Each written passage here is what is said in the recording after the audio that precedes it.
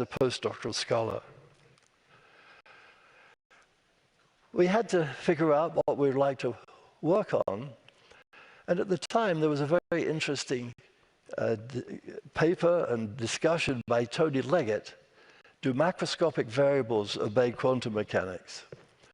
We decided to investigate his intriguing question using a current bias Josephson junction. And the macroscopic variable is the phase difference delta between the superconducting order parameters on either side of the barrier.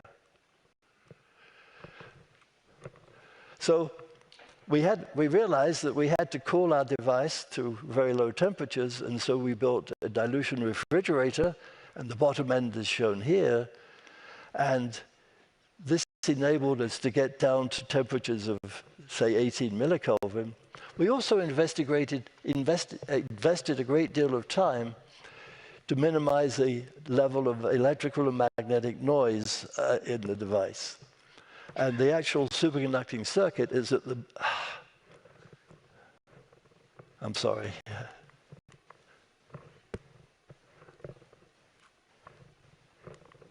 Sorry, I don't know what's happened here. And the superconducting device is at the bottom here. So, after our first year or two of work, we published our first paper, our physical review letters, Energy Level Quantization in the Zero Voltage State of a Current Biased Josephson Junction. And let me basically give a brief overview of what that's about.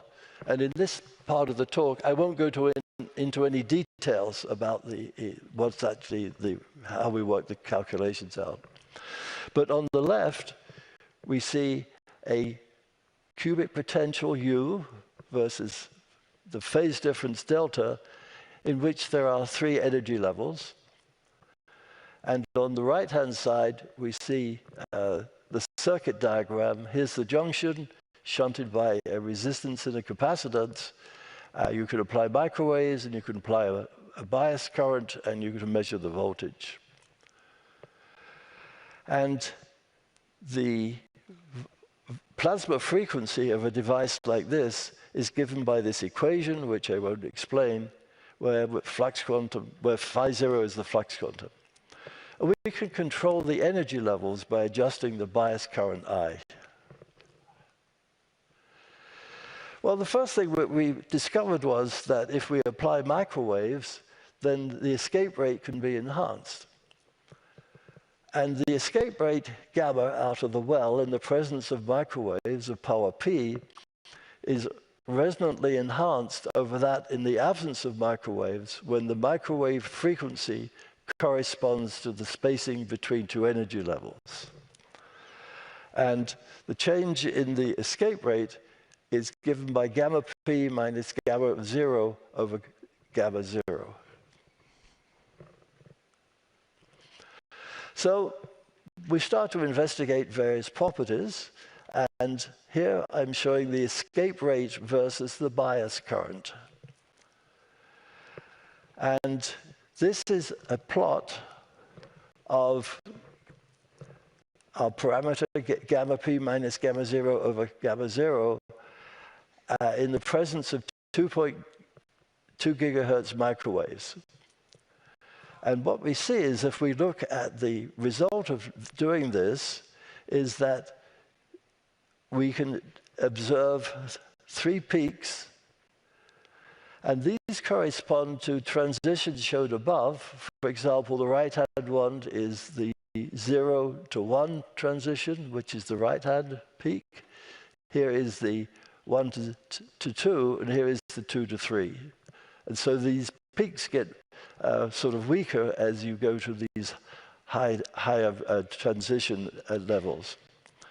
And then the lower plot is the calculated energy level spacings of the transition from the n state to the n+1 state versus the bias current. And here, for example, is the 0 to 1 transition. Here's the 1 to 2, 2 to 3. And the dotted lines here indicate the values, indicate the errors in the critical current and the capacitance. And the arrows here indicate which transition we're looking at. Well, now let's look at the frequency, microwave frequency dependence.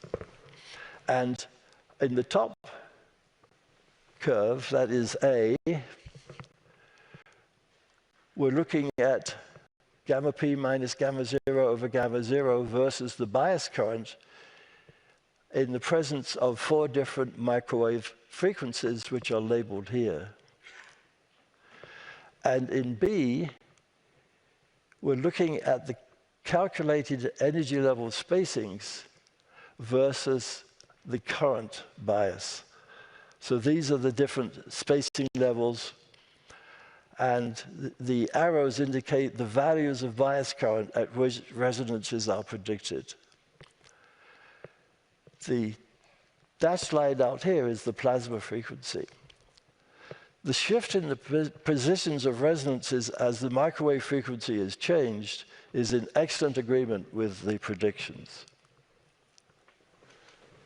Well, another thing that interested us is the evolution from quantum to classical behavior.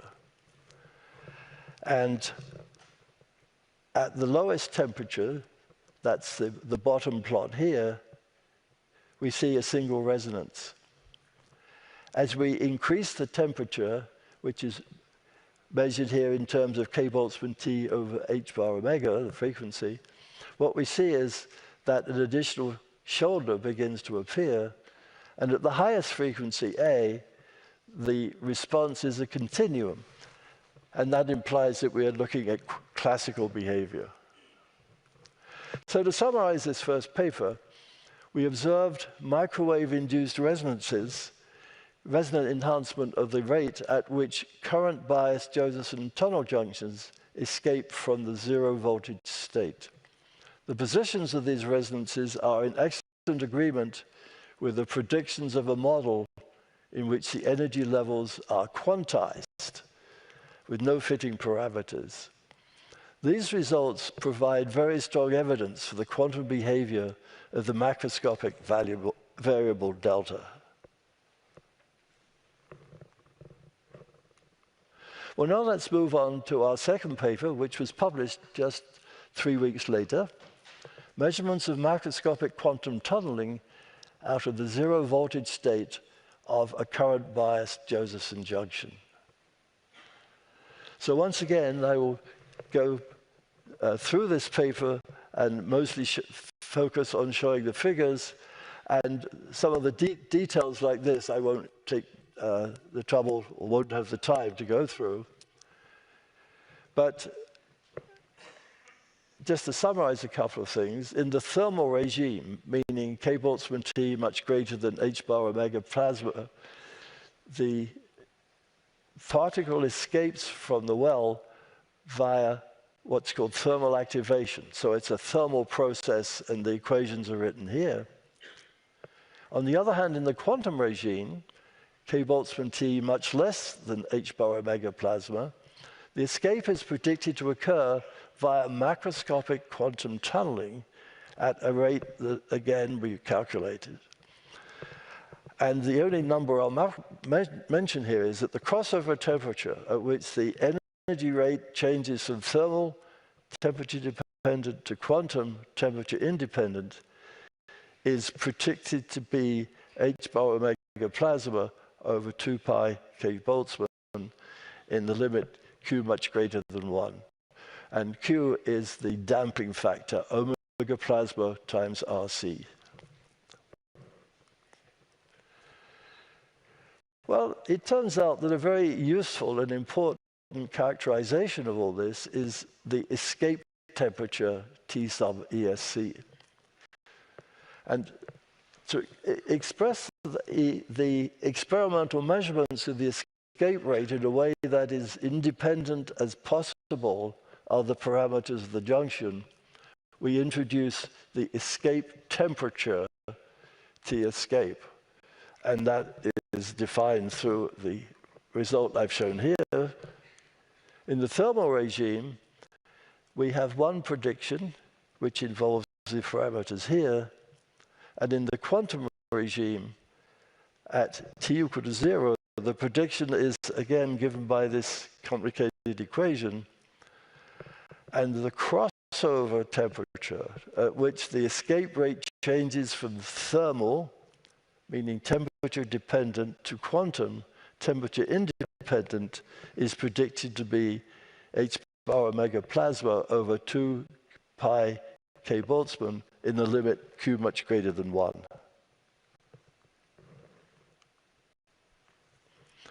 Well, here's another plot which you also saw a little while ago. And this is T escape versus temperature for two values of critical current. And there is the so-called quantum junction, which has a relatively high critical current. And, I'm sorry. Oh, I'm really sorry. This thing is driving me crazy.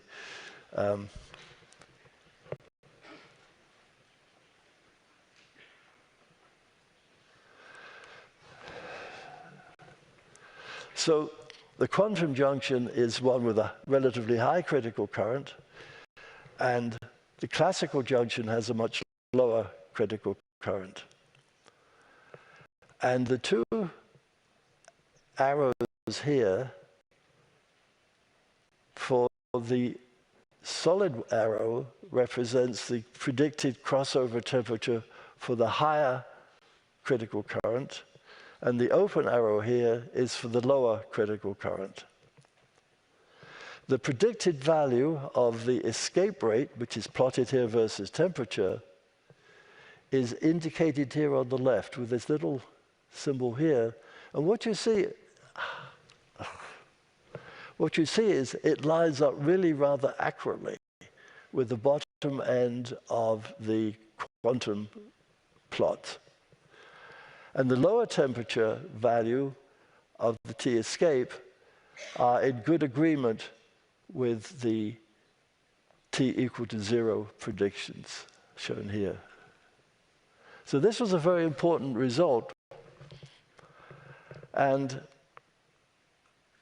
what we've finally wanted to end up with is the dependence of the escape temperature on the bias current I. And I show the results here at two different temperatures. In the upper figure A, at 151 millikelvin, we're in the classical regime, and T escape decreases with the increasing bias current. The lower plot shows the result at much lower temperatures. And what you see here is that the T escape increases as you increase the bias current. And within the experimental uncertainties, the data are in good agreement with the theory.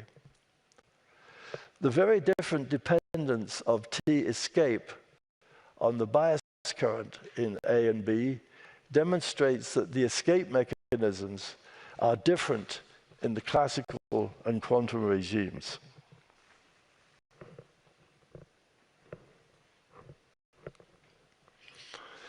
So in summary, we measured the escape rate of a current bias Josephson junction from the zero voltage state for two values of critical current. For the lower critical current, T escape followed the classical prediction to within experimental error. For the higher critical current, T escape was equal to T at higher temperatures that began to flatten off at temperatures below 50 millikelvin, becoming temperature independent 25 millikelvin. Within the experimental uncertainties, the low temperature value of T escape was in excellent agreement with the zero temperature theoretical prediction for macroscopic quantum tunneling, with all relevant parameters measured in situ in the classical limit. The combined results the combination of the result from these two publications provided very strong evidence for the existence of energy quantization and macroscopic tunneling in an electrical circuit.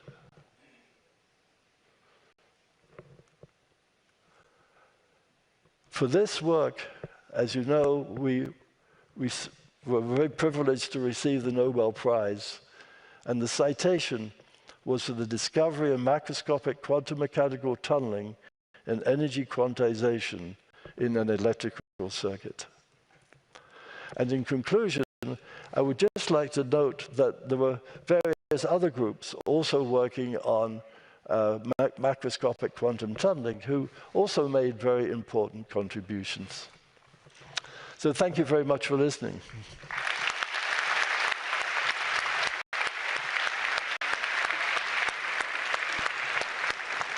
Oh.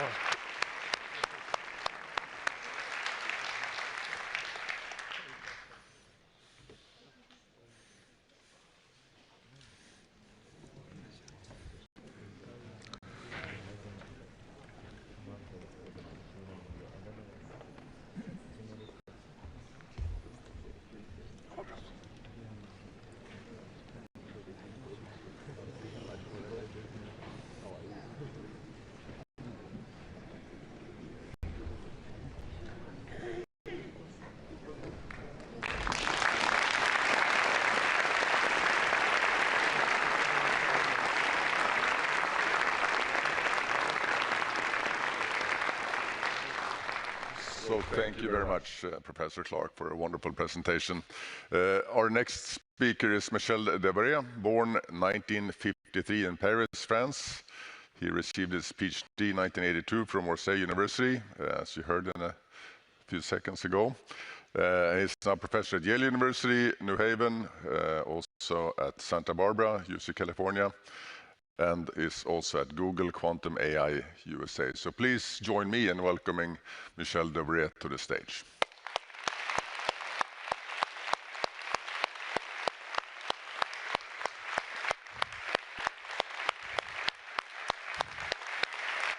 Thank you.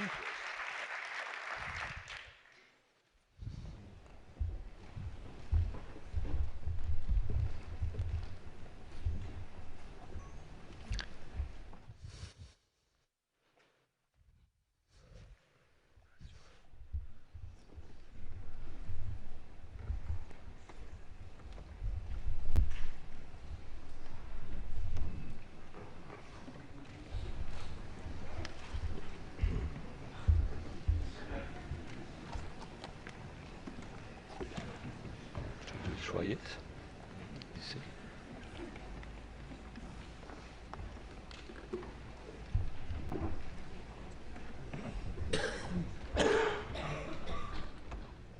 It's bizarre. Maybe it's going.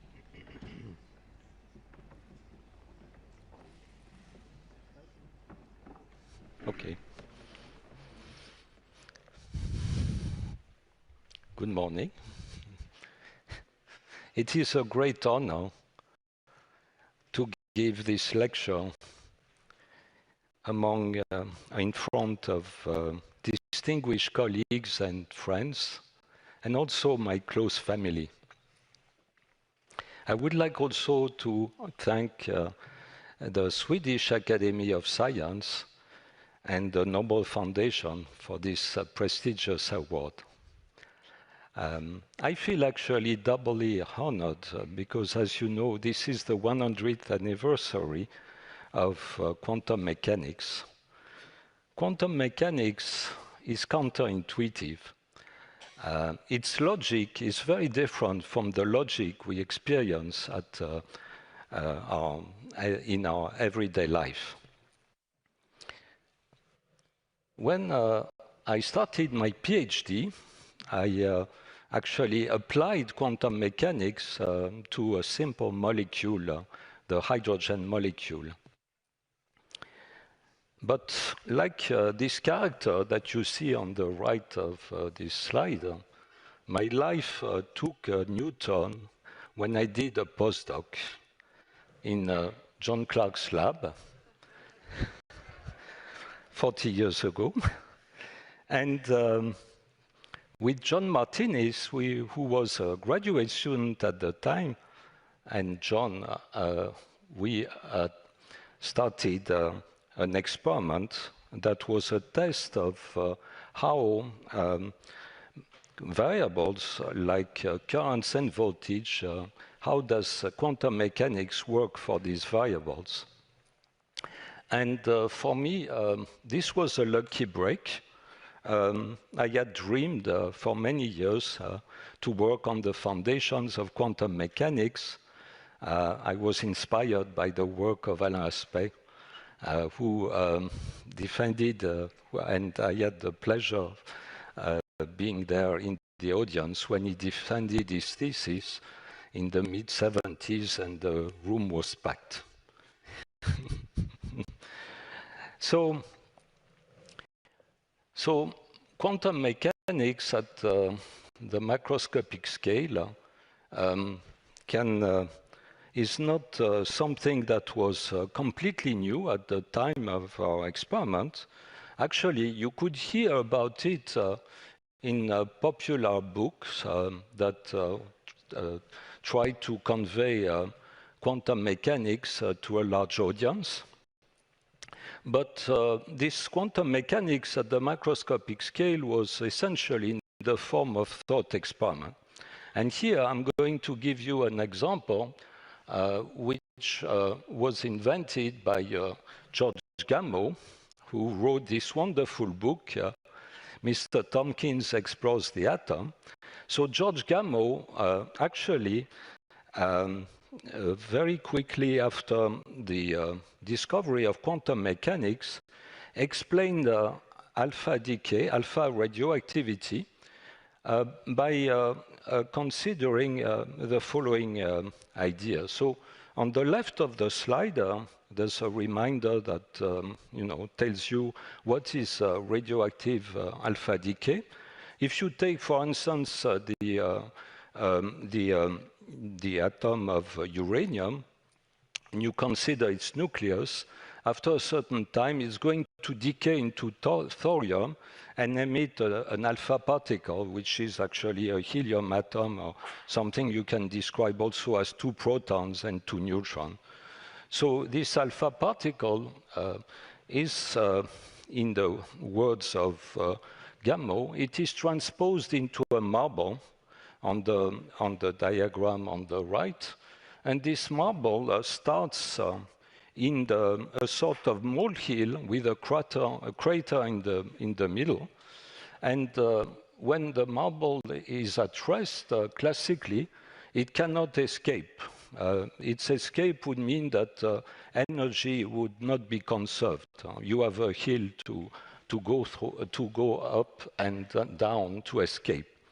But quantum mechanically, this marble can borrow energy.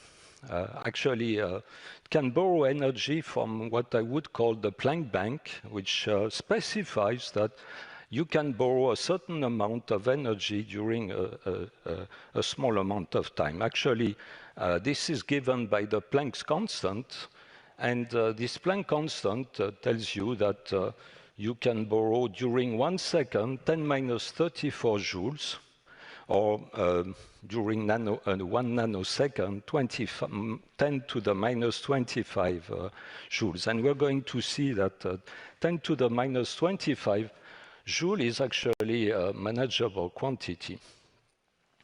So, so this particle escapes, and why does it escape? Well, the crater corresponds to the attractive interaction of the alpha particle inside the nucleus due to the strong force. So this is why you have a dip. But outside, the alpha particle, which is charged positively, is repelled by the nucleus, and hence the downward slope. And so this potential is the description by Gamow of alpha decay. And you see that Gamow, in fact, has no doubt if the marble would be sufficiently light, Well, you should observe this effect. If you take a dog ball at home and a marble, you should see this, provided, of course, that the marble is sufficiently light. Now, Tony Leggett, in the mid-80s, says, wait a minute, actually, we have absolutely no evidence that quantum mechanics works at the macroscopic scale of marbles. In fact, Tony Leggett was well placed to say that, because even though people at the time were saying that superfluidity or superconductivity are phenomena that display quantum mechanics on the macroscopic scale, in fact, he knew that in such phenomena, quantum correlations are actually deployed on a very small scale, and the order propagates at the macroscopic scale by completely classical interactions. So Tony Leggett is essentially proposing experimentalists to try to see if you can make a cat in the superposition of being dead and alive at the same time. And in proposing this to experimentalists, he is really interested in measurements.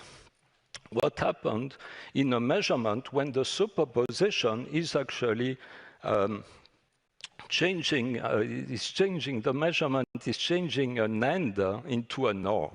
You have only one outcome. The cat is either dead or alive when you make a measurement. Now, of course, Tony Leggett had a very special cat in mind.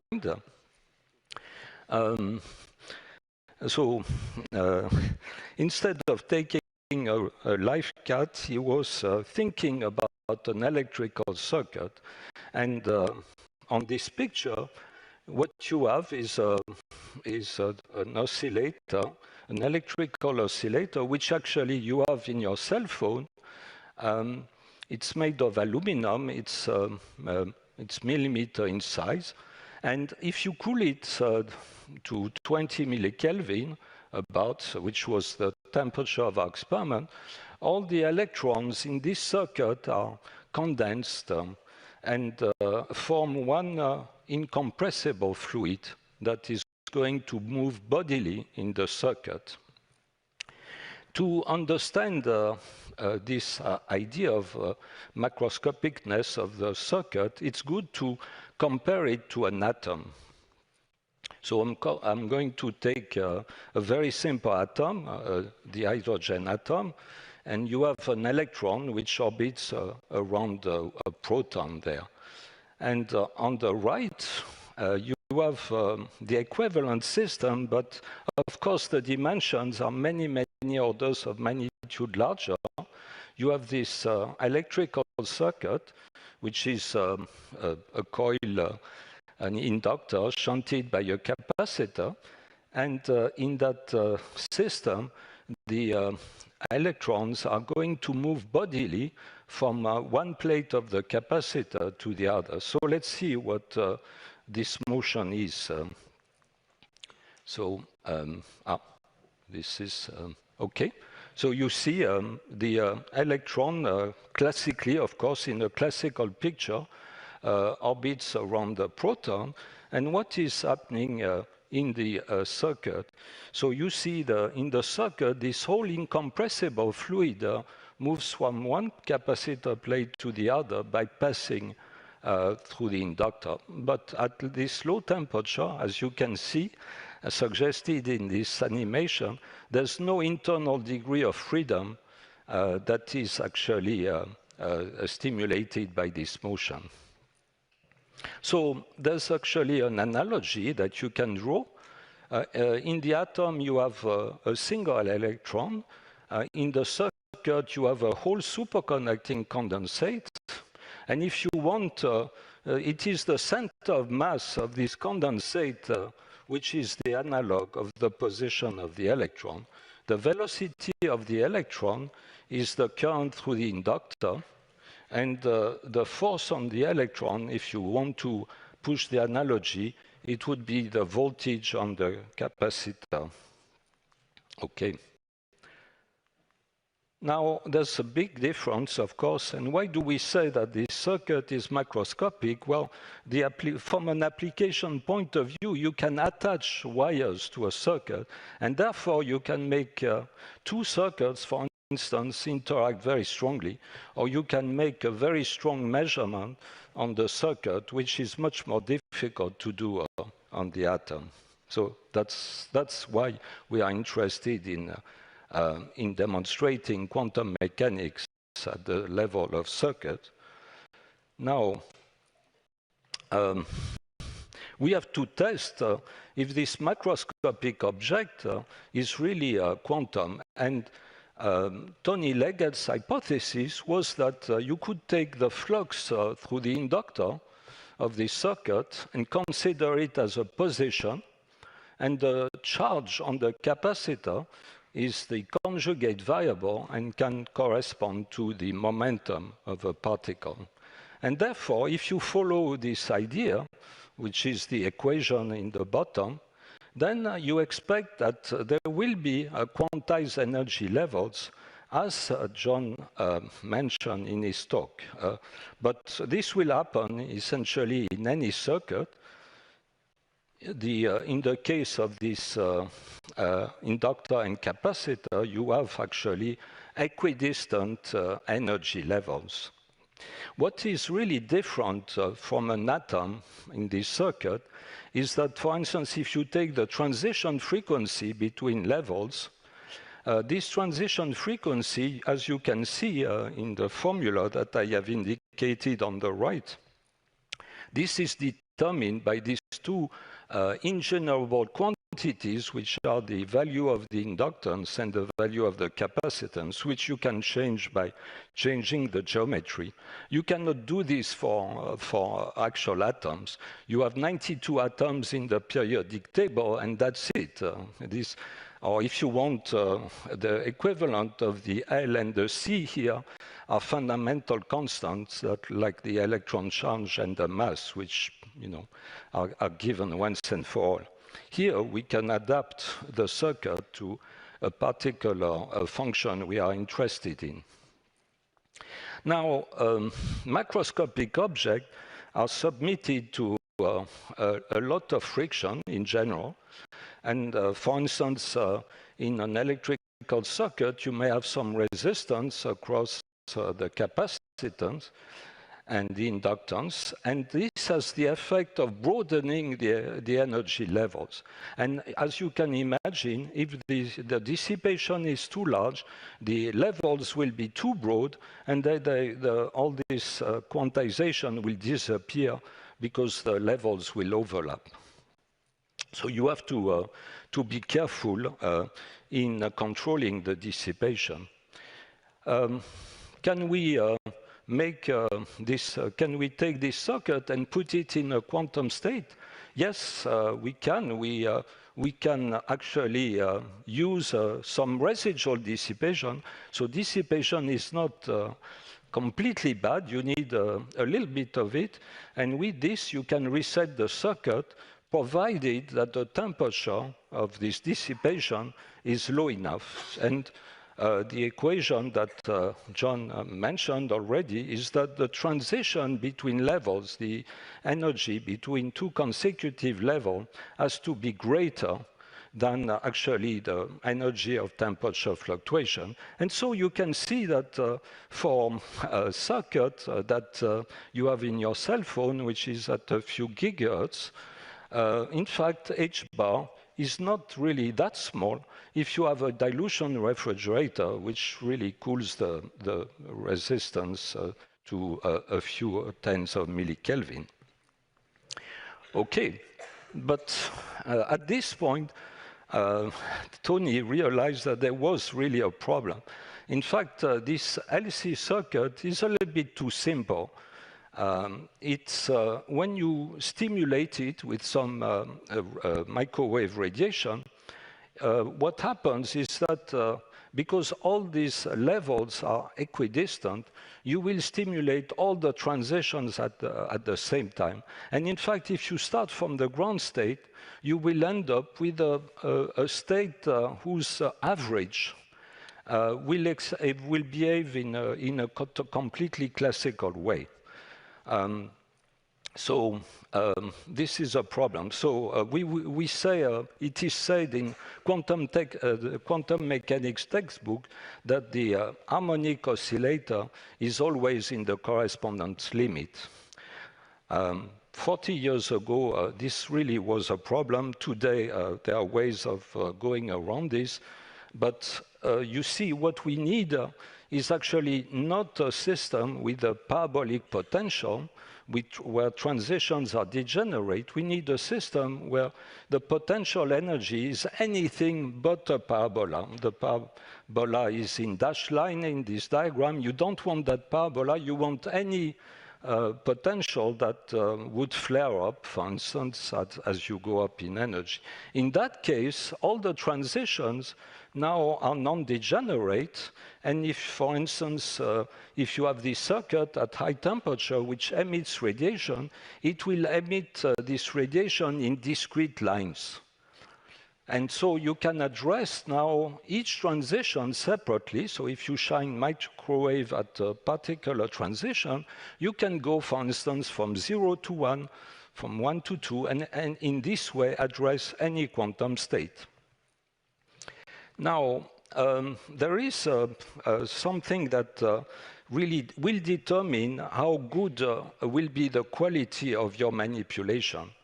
You see, if you want to control this system, to manipulate it, there is something very important that you have to observe.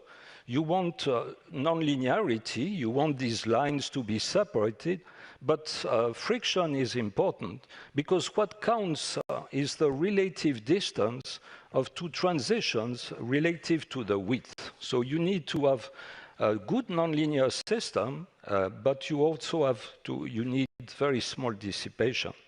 And this was something that Tony Leggett realized. There is only one electrical element that provides this combination of very low dissipation.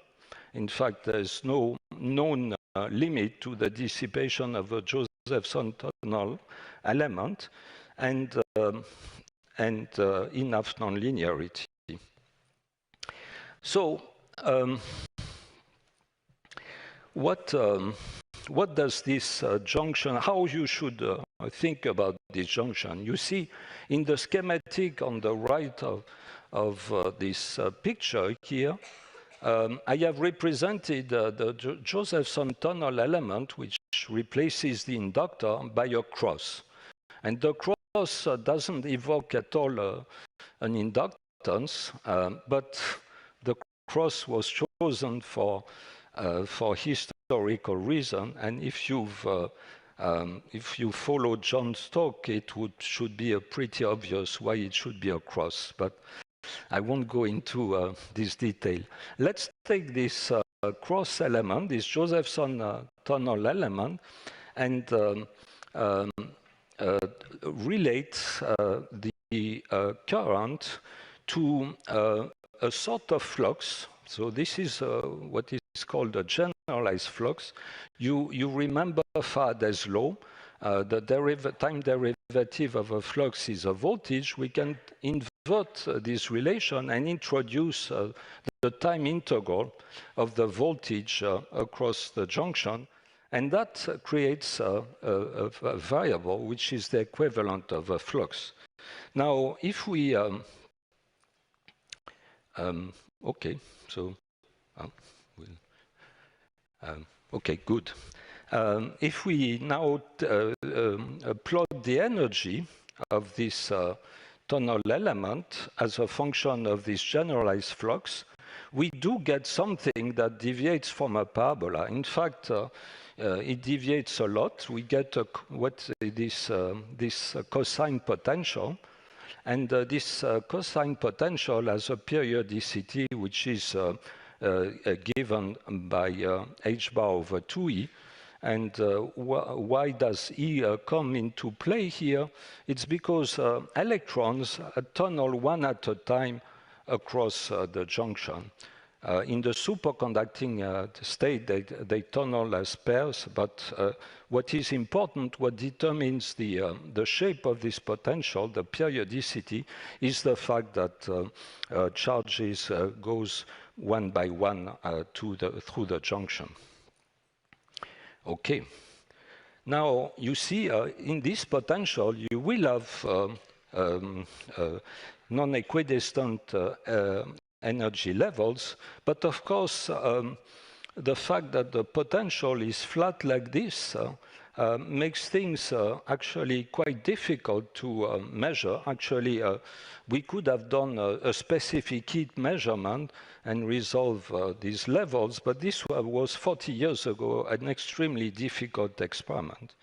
So instead, what we do is that, or what we have done was to pass a bias current. So we have this current generator which passes a current through the junction, and this has the effect of tilting this cosine potential.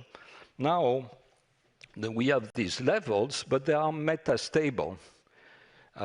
If you populate one level, it will eventually decay because its wave function leaks into the barrier.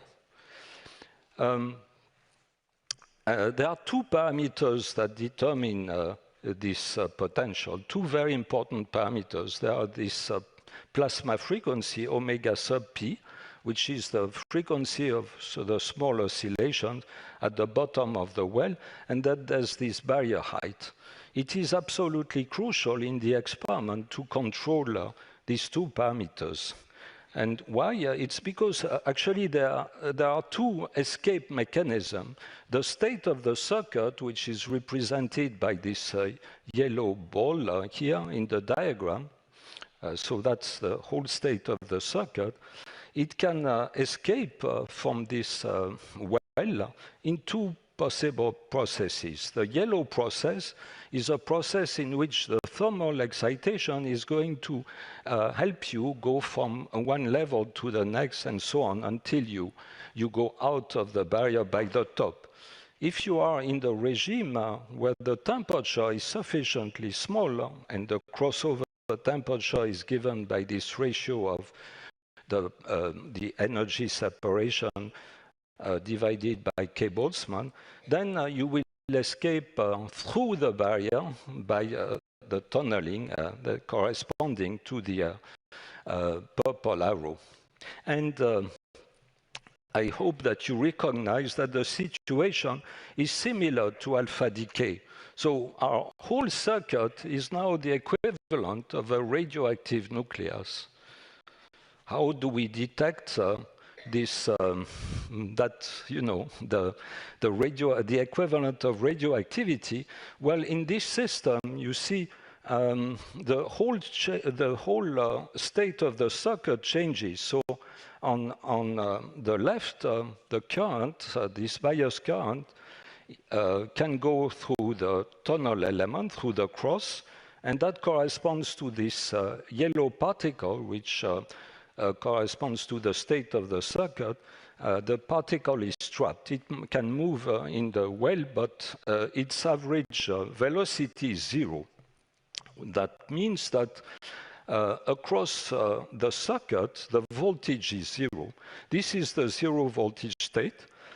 You see that on the diagram, you have a resistance, and this resistance actually is something that we impose in the circuit. It corresponds to the voltmeter.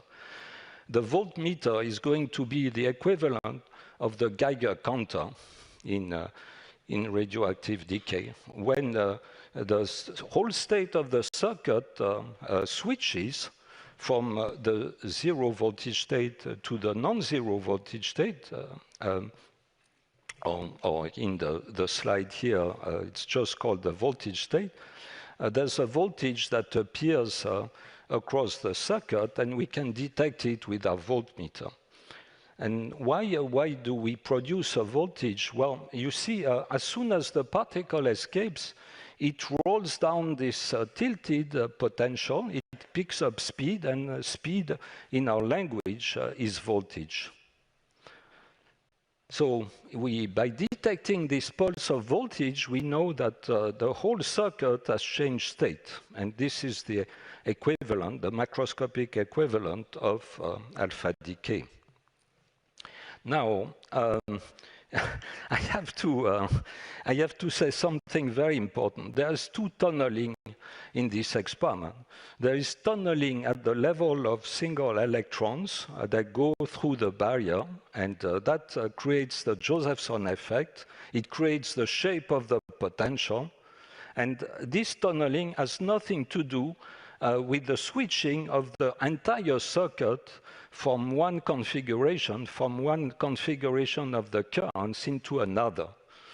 These two levels should not be confused. So what we have discovered is that it's the tunneling of the state of the whole circuit, the tunneling of electrons and the tunneling of electrons in pair.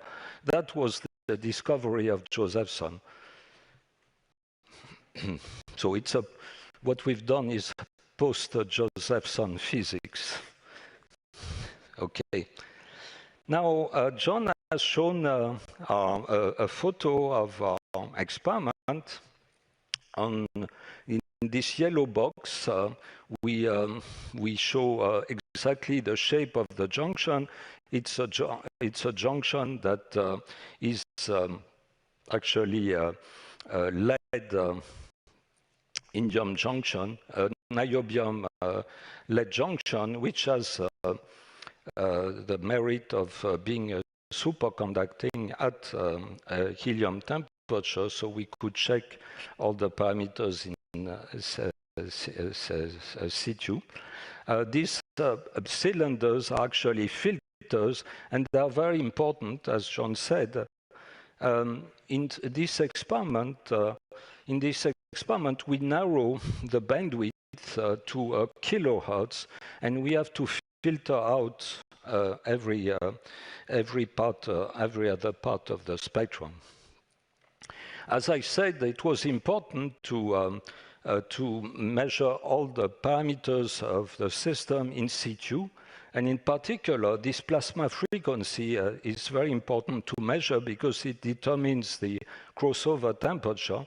And an experiment that we did in the classical regime taught us that we could, if we measured the enhancement of tunneling, find this plasma frequency on the right edge of this resonance curve. And John has described our experiment. He has described our two papers. I'm not going to, in view of the time, I'm not going to repeat what he said. I will I think it's important to mention that 14 years later, colleagues at NEC, Yasunobu Nakamura, Yuri Pashkin, and Joshen Tsai, saw this superposition of the first and excited state, not in frequency domain, but in the time domain by doing this beautiful experiment on Rabi oscillation in the Cooper pair box. And Yasu is here in the audience, and it's great. On the right, so a few years later, we showed at Saclay that we could control this qubit not only on one axis, but on all axes. And you see also that the time scale is 3 orders of magnitude larger here. So coherence had been increased.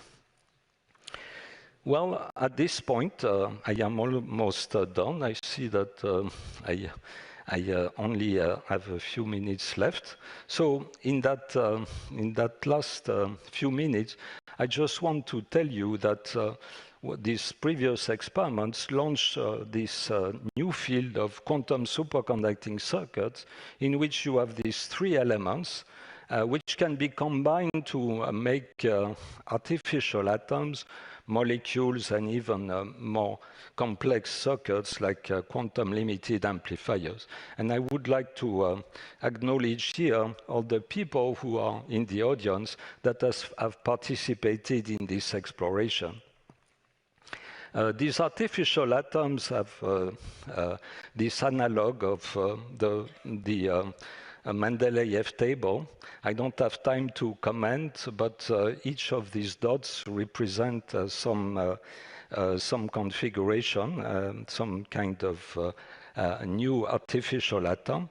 And there are two that are popular, the transmon and the fluxonium. And recently, by the way, this is an image of the transmon. And recently, I will have to rush here, but in the group of Nathalie de Leon and Andrew Hook at Princeton, the quality of these artificial atoms has been extended to a number which is basically that of the hydrogen atom. And what can you do with these artificial atoms? Well, you can do a certain number of experiments you cannot do with real atoms, and this is a list of these experiments.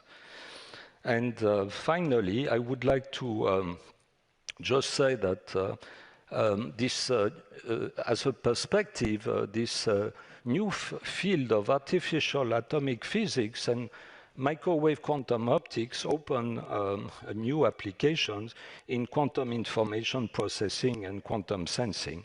And the question that is left is where can we extend, at what point can we extend quantum mechanics to macroscopic systems? This is still an ongoing question, even though we've pushed the scale at another level. And finally, since I have 0 minutes left, I would like to acknowledge all my colleagues with whom I have had this great privilege and great happiness in exploring these superconducting circuits over the last 40 years. And on this, I would like to thank you for your attention.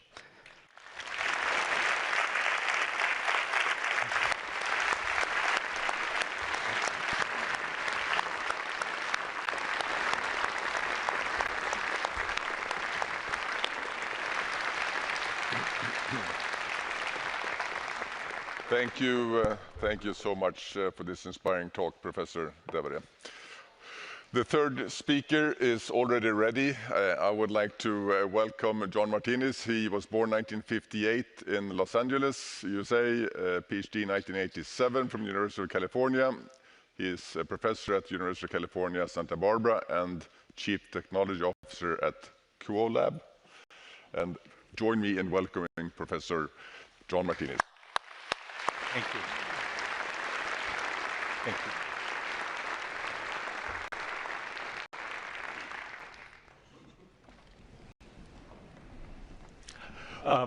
Thank you. This is a great honor to speak to you today, and oh, what happened here? Back up. Oops. And great honor.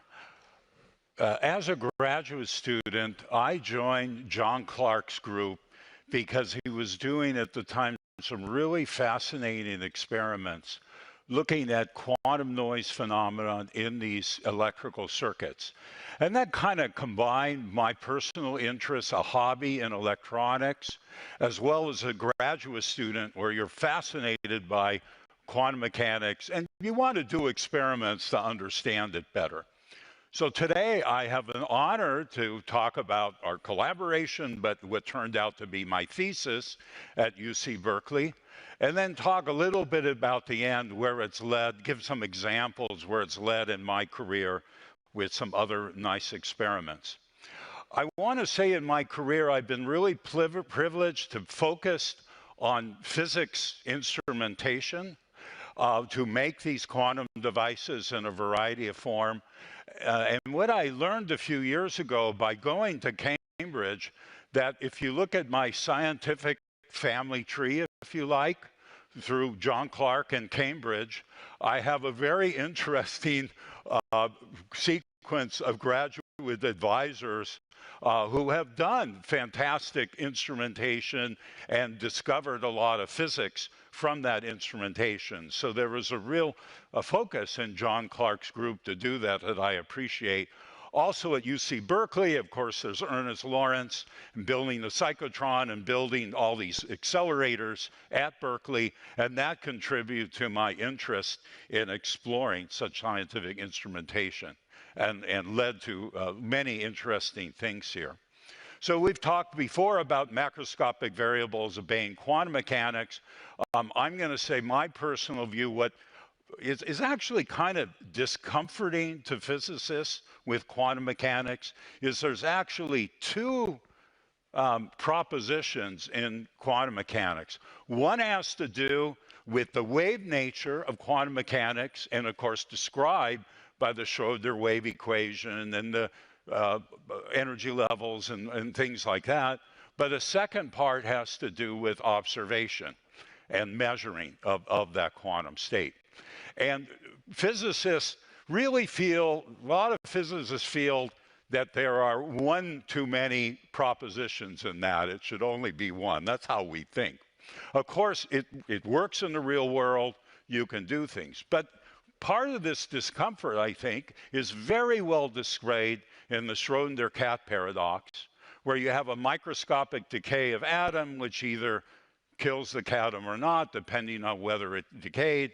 And then before you open the box to observe it to measurement, the paradox is, will this living being, a macroscopic cat, can be described as a dead plus alive state. And of course, as discussed before, Professor Leggett discussed that, well, maybe quantum mechanics is such that macroscopic objects can't be in a quantum superposition. We need to look for experimental evidence that that could be the case. And again, he proposed these electrical circuits.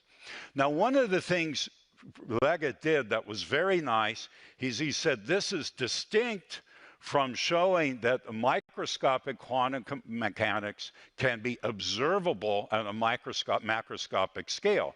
A good example of this are crystals, where you have atoms, because of the microscopic physics, attached to each other, and they'll stack up in a regular way because of that. And if you grow them right, they can stack up to macroscopic distances. But it's still, you're looking at a macroscopic property of them stacking up in a very reproducible way. And this is such a magical phenomenon that in my home state of California, such crystals are thought of having magical healing powers. So it's truly an amazing phenomenon. Now, the same thing happens with superconductivity, where the superconductors can kind of stack up in the phase, so you can get large superconducting coherence and the like. And what, of course, we're doing is something looking very different. Will a macroscopic object obey quantum mechanics? For example, throwing a ball against the wall, and okay, one small period of time, it'll tunnel through. That can happen for real balls, but if you make an electrical circuit in the right way, you can show that. Let's talk about macroscopic variables to make sure we really understand that. A good example is a gas at a high temperature of some material.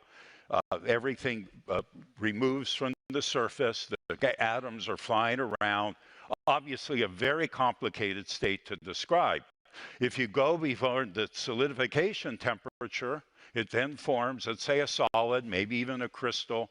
But now, if you want to describe the state of that system, you just describe the center of mass.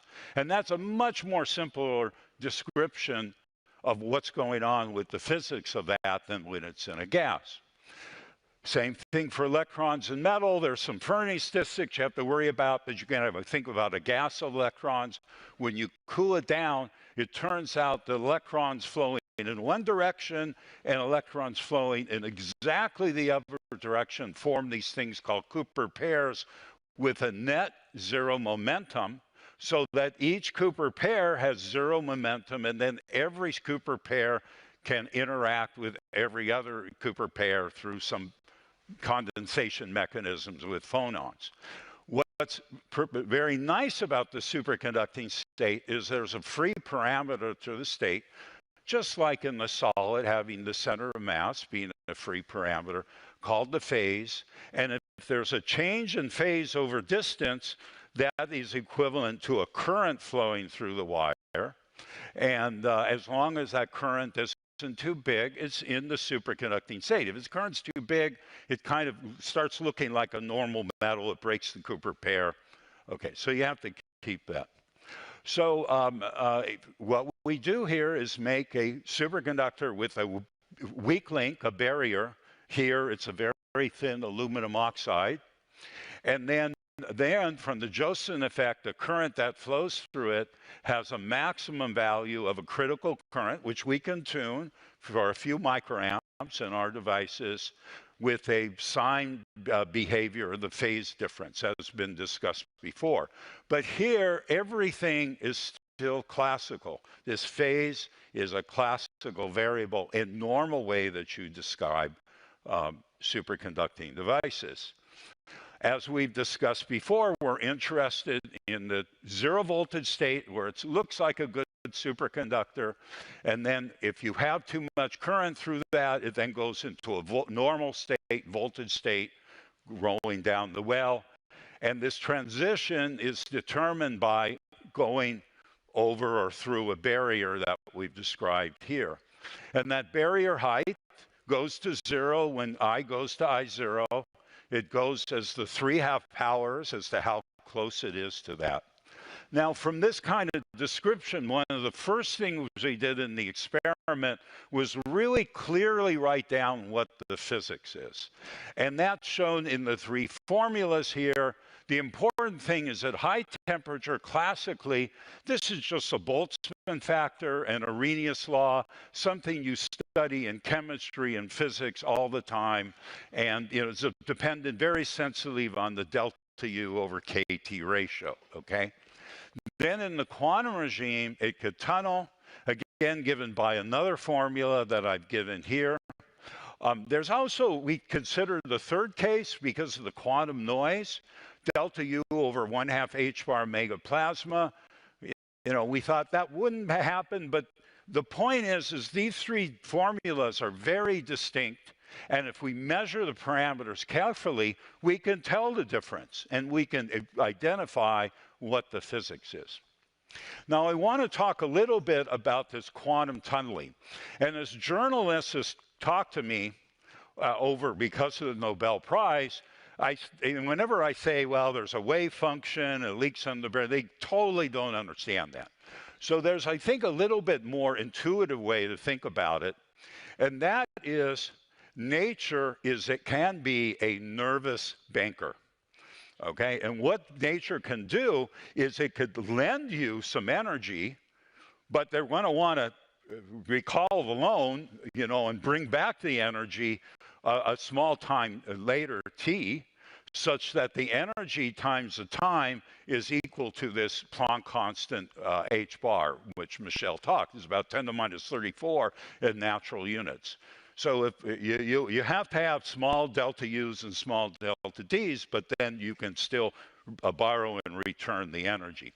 Now, one of the nice things about thinking it that way is if you put in damping and friction, as Michel talked about, you can imagine that because of the friction that goes on during the tunneling event, you're going to have to borrow a little bit more energy to make sure you can overcome that.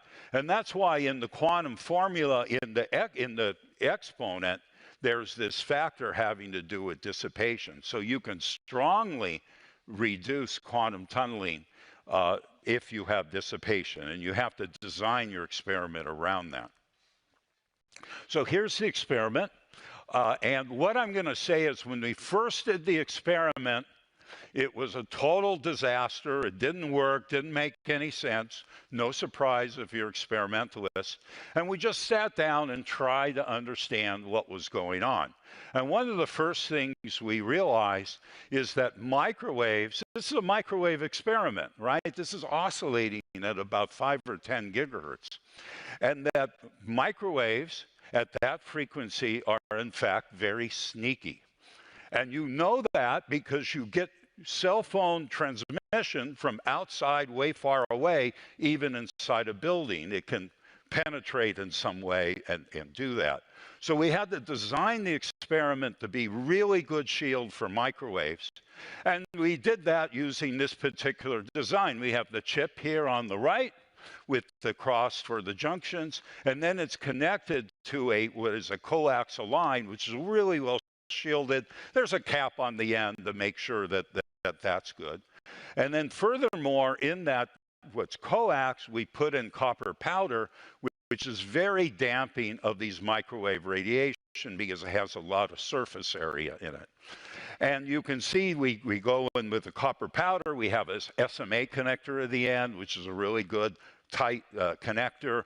And then the other two barrels on the left-hand side on the picture are further filters to make sure none of this energy goes in. In the center, we have another microwave connector to inject microwaves that you talked about. So the filter here is actually one of the most important things we figured out and measured carefully, and that's how we got the experiment to work. So how do we measure the parameters? This was very important. So on the left, I think we already talked about, we took the device, measured the switching times, switching rates at a variety of currents, okay, so that the frequency is slowly changing there. We put in a fixed frequency here, 4.9 gigahertz, and then you see an enhancement of the rate when the microwave drive of the particle in the well here is at the same frequency, resonant enhancement. Study that all the time in physics. So from the peak of that particular transition, we can get the oscillation frequency of the system, and from its width on the high side, we can get the damping of that. So with that, we have a basic parameter, the oscillation frequency, which we need to know. On the right, we now plot the raw data. This is of the gamma. We normalize that to the plasma frequency over 2 pi. It's the attempt frequency. Take the log, and because of the power law, 1 minus I over I0 to the 3/2 for the delta U, you take to the 2/3. And this is an Arrhenius-like kind of plot, where if your data is good, remember at the beginning it wasn't, but now it's good, it should be on a nice line, which is what we see with the points kind of in the center of the plot. Those particular points, this is really nice. If you extrapolate that back to the 0 on the vertical axis, that then gives you the critical current to the device. That's where delta 0 goes to 0. And you can do that at various temperatures to see that you get a consistent value of I0. You put in corrections to understand that properly. And then the interesting thing, as you get to lower and lower temperatures, it gets steeper and steeper. And then between about 25 and 19 millikelvin, it just doesn't change anymore. And again, that's an indication that you're seeing new physics. So the slope of this is kind of giving you an effective temperature of the device, scaling out the delta U that's in the formula. So this is something we call the escape temperature. And here it's a plot of the escape temperature versus the real temperature. And as described before, T escape equal T at high temperature, because this is all classical physics. That's what you expect. And then as you go to lower temperature, it begins to level off. Now, let me stop here for a second. The fact that it's leveling off doesn't necessarily mean you're seeing quantum tunneling. And that was the big insight we had in the beginning. How do you know it's not other physics? It could be noise getting injected somehow in your system, and that's what's causing you to level off. So you really have to think carefully about what the check experiments are. Okay, so the one check experiment, we already bit the good microwave filtering, and we knew everything there was okay. The second part is we could take the system with the critical current and lower it by putting a magnetic field parallel to the junction. So that brings the critical current down to about 1 microamp. The frequencies of the oscillations are then lower, and then now it's going to be classical, almost always classical, almost all the way down to the end. And those are the open circles, and you see that it goes below. And that kind of proves that we understand what the temperature of the system is good enough. Now, and then the last thing is it levels off. What does it level off to? And that's the little symbol on the left for MQT, and that's the prediction after measuring all the parameters. And you can see within experimental error bars, everything's okay there.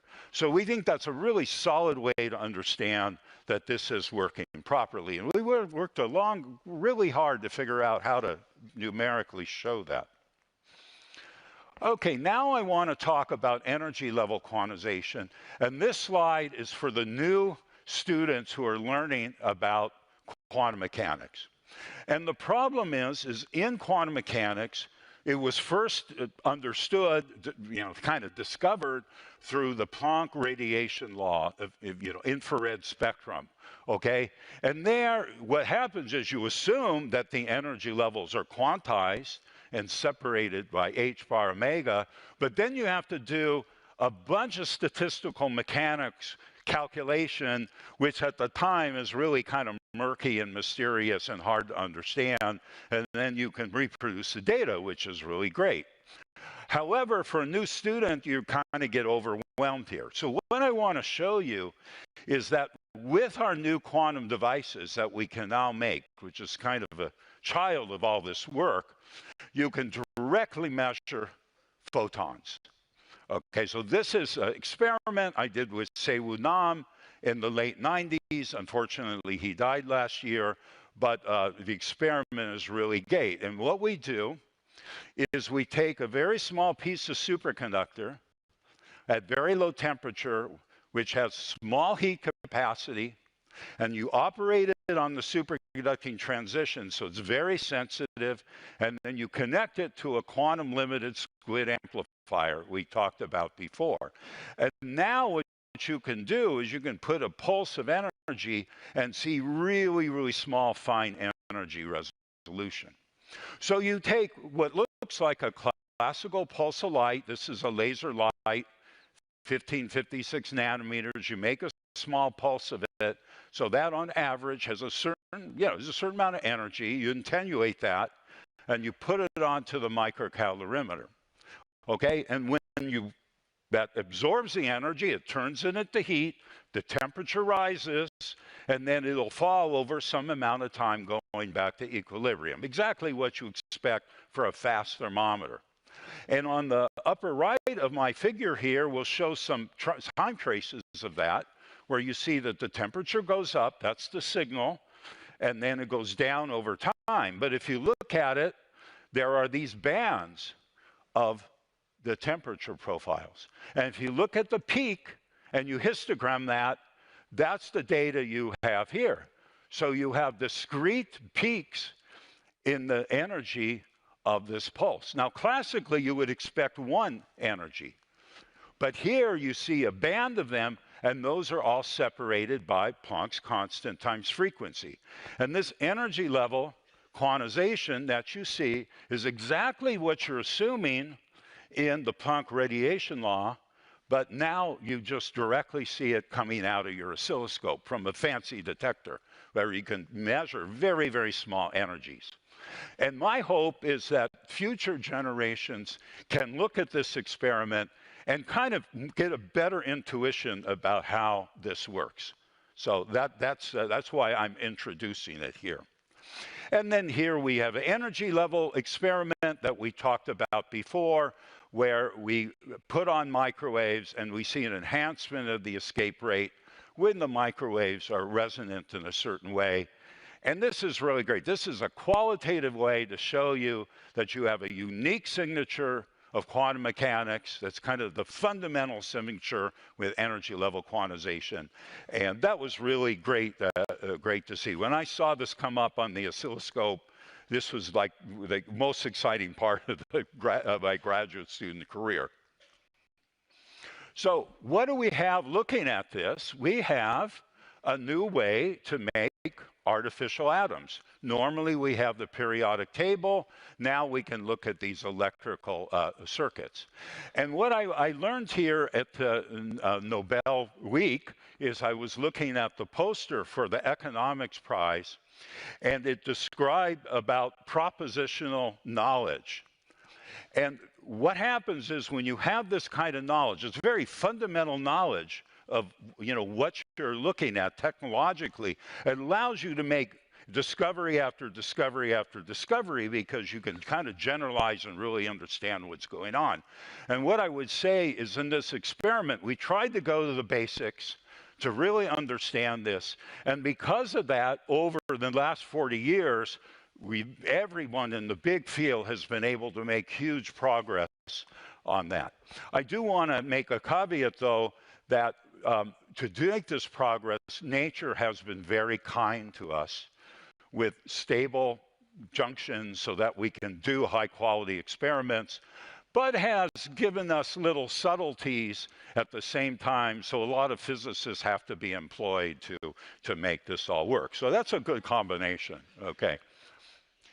So Clay, right after that, we did a very nice experiment where we actually measured this tunneling time, okay, and how do we do that? Well, using the ball analogy, we make a ball that's squishy, okay, and that has some time dynamics that we can tune, and then we look what happens to the tunneling as we change the ball. Now, in this case, we have a junction at the end of what's called a coplanar waveguide. It's much more sophisticated engineering. Right next to the junction is something with a wave impedance, a wave resistance of 72 ohms. And then some distance away, we have a kind of a short on it that has a lower resistance that gives you more dissipation. And then we connect that with a string all the way up to room temperature so we can change the distance. Now, as we look at the escape rate on the right, at high temperature is given by delta U over KT. It's more or less flat. But at low temperature, then you get a big change in the rate or in the time as shown by the finger. At short times, it's looking at the short with a lot of dissipation on it, and that gives you longer tunneling times. And then when it's long, you aren't seeing that dissipation anymore. You're seeing the 72 ohms, and it goes down to different. And then in between, it kind of goes up and down. And what's happening is, at this tunneling time, in this case about 30 picosecond delay, what's happening is the system is tunneling before that tunneling event has a chance to go down to the line, interact with the M, and come back and interfere with itself. So this characteristic time here is telling you this particular tunneling time. It's a real physical quantity. I think it's very nice with an artificial atom you can measure that. I want to next talk about something we did at UC Santa Barbara in 2008 and 2009 with Andrew Cleland here is in the audience. We were making qubits at that point, and we connected a qubit to what's these resonator circuits. And what we did in this particular circuit is we can calibrate up the qubit.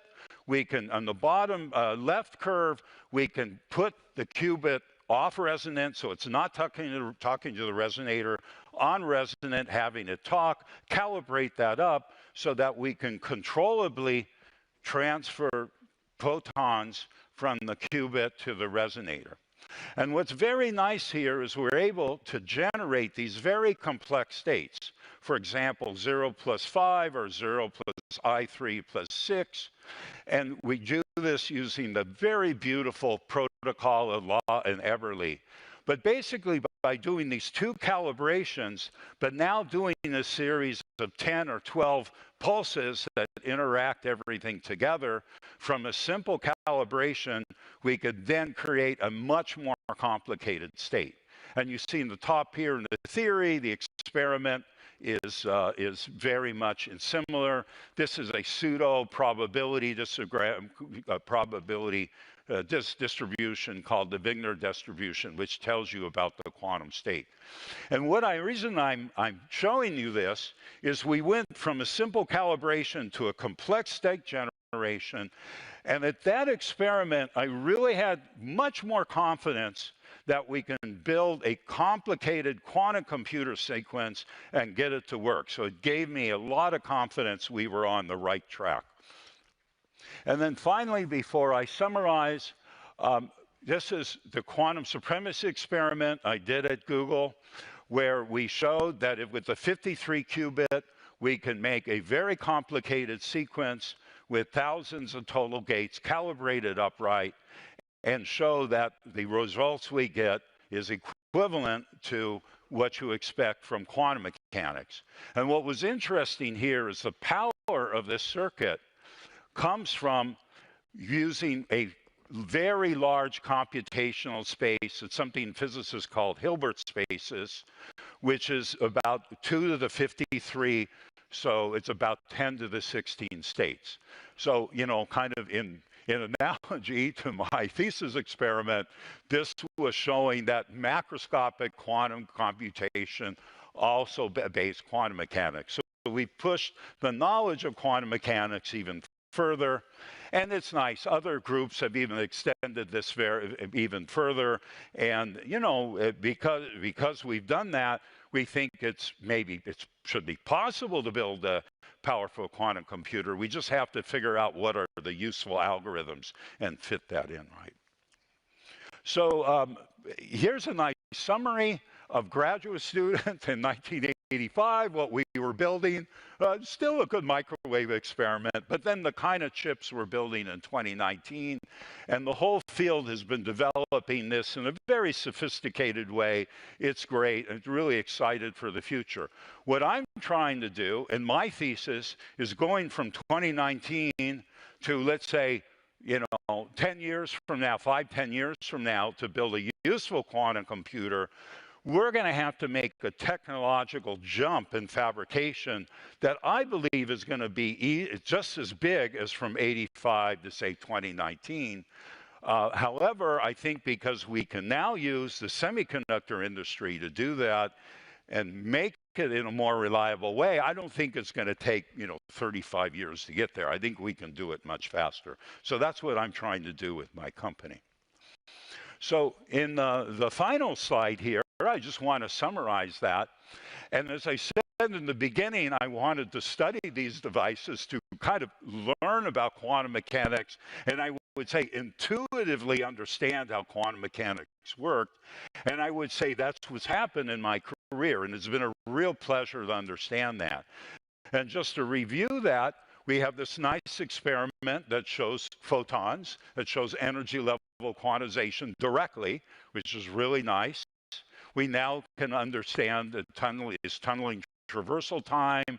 We have these photon generators, complex generators, and then the quantum supremacy experiment, where I think the remarkable thing that I found there, this is a prediction from quantum mechanics, but experimentally, is that although quantum mechanics isn't perfect and you get errors into it, if you just measure the single and two-qubit errors and then measure the errors of the whole complex system, the relation is given by high school probability statistics. And I think it's just amazing that quantum mechanics works in this way, where you can get complex calculations out of it, but on the other hand, the imperfections of it can be understood in a more simple way.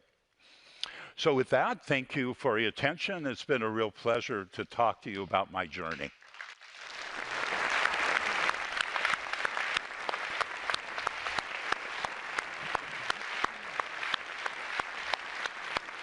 Thank you. Very nice. Very nice. So thank you, Professor Martinis. This summarizes the 3 Nobel presentations for the Physics Prize, and let us all thank the speakers one final time.